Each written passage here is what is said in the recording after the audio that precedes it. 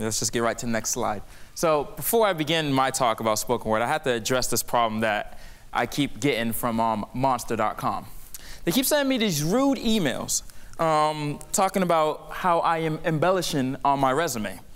Now, I don't think it's embellishment because I wrote that I'm an inventor, motivator, math infatuator, grammatical spectator, and a part-time social worker. You know, that friendly, looking over your shoulder, all up in your business lurker. But I also have a dual master's degree and MYOB in pointing out what you cannot see. I will always give more checks than I'll ever receive. And I make non-believers believe in themselves while wearing this tie with rolled up sleeves. So, okay, monster.com, I obliged. I edited my resume to simply read teacher.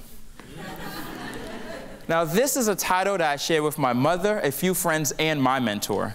But my challenge is to implore all my students' rigor to legally earn 6 figures and understand our real power is not behind the trigger, but in recognizing its side. Because the guns, handle to barrel, obtuse angle, boomerang-like profile makes it easy to understand why those who dish it out end up taking it. This is the culture I work in.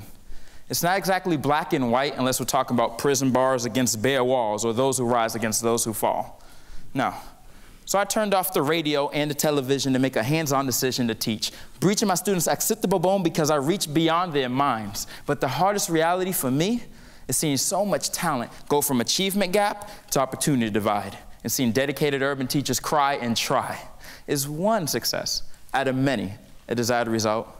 I mean, just because I'm not at fault does not mean I'm not responsible for the mess. Because the best of the best may pass the test and the rest may guess, but I must confess that I have more concern for the less like Johnny, who can't read. So I proceed to focus on him as my concession, just to find out that I was cheapening the class's lesson. And then there's Stacy Messon. He needs more help after school. But if I stayed alone with her as a single male teacher, I would be a fool. And then there's Greg, who feels safer at school than at home because there are no gunshots in a drug-free zone. I once heard my coworker said, hey, fight the fights that you can win. But this is hard for me because Stacy, Johnny, and Greg are not alone. They have statistical twins. Do you have any idea what it's like to believe in a child more than she believes in herself? To believe that any child can learn, but know that this child will fail. To tell a teen to reach for the stars, knowing that his college rejection is in the mail. If you don't, just have a cup of coffee with one of us teachers. Because we are the creatures who use every word we know to test, but only 5 letters to grade, on a scale of needs improvement to needs improvement, because there's always room for it. I am a teacher, and I didn't share this poem with you to remember my worth, but so that I would never forget why I do what I do. Thank you.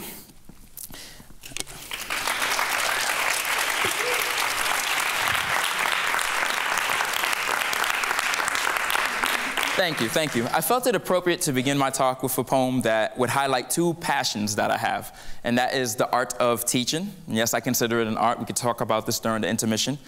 And the art of spoken word. Now, when I first heard about this event, I knew I had to get involved. 1, because I didn't want to have to pay for the ticket. Still paying loans, and BU wants me to give money. Just messing, BU, in a few years. But the other was because of the theme. And the theme of this is a call to arts. And to me, that sounded like a command. And I felt like it was my duty to share my love of spoken word with you guys. Now, what is spoken word? Well, to me, spoken word is poetry that is crafted with the intent to share and or perform. Now, I didn't always know about this art form. The way I got involved with this was through a Boston University group known as Speak for Yourself. Yeah. And it was through that group that I got inspired to do spoken word.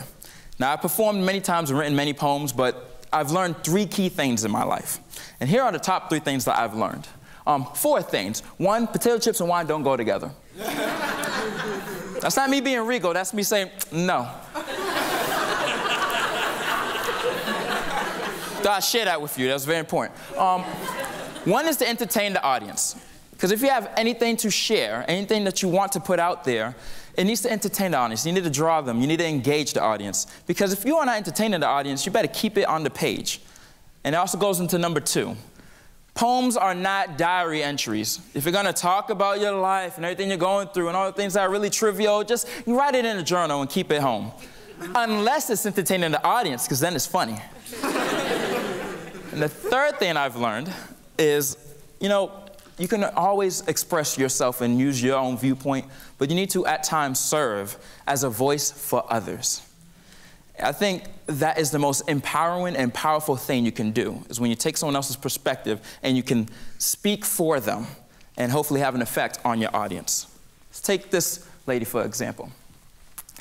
This lady here, she is here to serve and protect. Detective, not yet, because for a female it's hard. Because I am scarred with feminine qualities to receive catcalls from dogs and pigs. And it figures when a woman with handcuffs is only considered hot. I'm not considered part of the force, but just prepping for intercourse. And that's the source of my ambition, because men say I'm not supposed to make it. They say with my little brain and my little muscles and my little monthly hormonal injections, I can take it. These men say we can't be police officers. They say we can't be construction workers. Don't they know behind every strong man is a much stronger woman?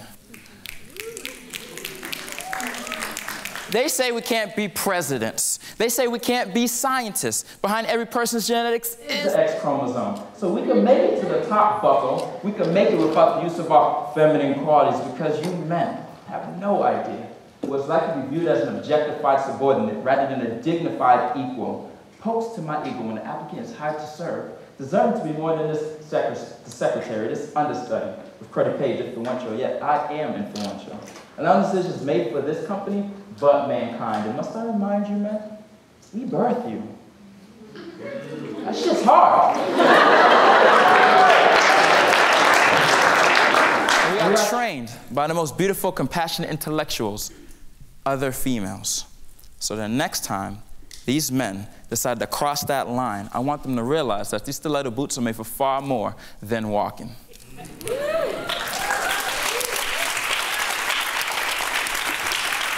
Thank you.